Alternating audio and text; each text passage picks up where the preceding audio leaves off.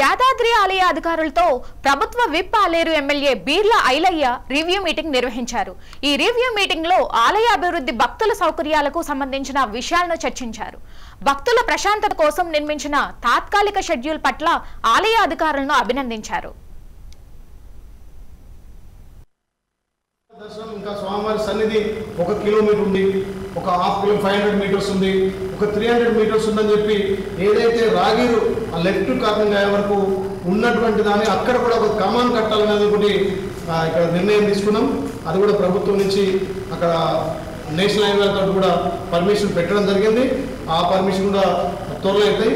నిజంగా స్వామివారి సేవ చేసుకోవడంలో ఎవరైతే ఆశించి స్వామివారి దర్శనం కోసం వస్తారో వాళ్ళకి అన్ని విధాల ఫెసిలిటీ కల్పించినప్పుడే ఇవాళ మన గుడి కూడా ఆదాయం కూడా పెరిగింది. నిజంగా ఈ 2-3 నెలలు చూస్తుంటే గత సంవత్సరాల కంటే కూడా ఆదాయం పెరిగిందంటే వచ్చే భక్తులకు మనం అన్ని రకాల వసతులు కల్పించడం కాబట్టి, ఎక్కువ భక్తులు రావడానికి యాక్సెస్ పెరిగింది కాబట్టి ఇంకా కూడా రాబోయే తరాలకు ఎవరైతే మన సనాతన ధర్మాన్ని, మన సాంప్రదాయం, హిందూ సాంప్రదాయం నిజంగా చాలా గర్వంగా ఉంది. ఎందుకంటే తిరుపతి పోయినప్పుడే ఆ డ్రెస్ కోడ్ వేసుకొని పోయేది.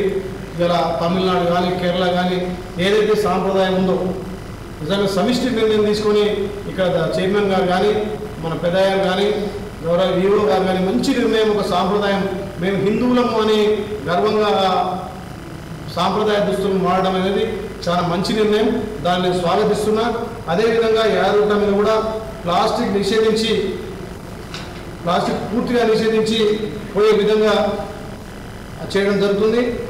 ప్రతి మంగళవారం 8:30 నుంచి 9 గంటలకు స్థానిక భక్తులకు కూడా అవకాశం కల్పిస్తూ మొన్నటి వరకు సాయంత్రం కల్పించారు.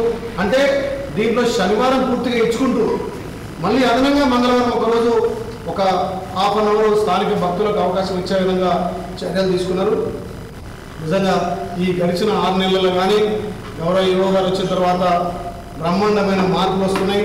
భక్తులకు ఫెసిలిటీ, ఆదాయమే ముఖ్యం కాదు, వచ్చే భక్తులకు కూడా అన్ని విధాల సౌకర్యాలు కల్పించాలని ఒక ఏకైక లక్ష్యంగా మన తెలంగాణలో మొదటి తిరుపతి ఉన్నటువంటి శ్రీ యాదగిరి లక్ష్మీనరసింహ స్వామి ఆలయాన్ని ఇంకా కూడా దినదినాభివృద్ధిగా వచ్చే భక్తులకు అన్ని ఫెసిలిటీ కల్పించాలని చెప్పి నిజంగా 1 గంట 2 గంటలు కూడా సుదీర్ఘంగా ఏవైతే భక్తులకు అసౌకర్యంగా ఉన్నాయో వాటన్నింటినీ సౌకర్యాలుగా చేసి ఇంకా కూడా భక్తులకు స్వామివారి దర్శనాన్ని సులభతరం చేయడం కోసం గౌరవ యువ గారు, గౌరవ చైర్మన్ గారు, మా పెద్దయ్య గారు అందరూ కూడా కలిసి నిర్ణయాలు తీసుకున్నాం. ఆ స్వామి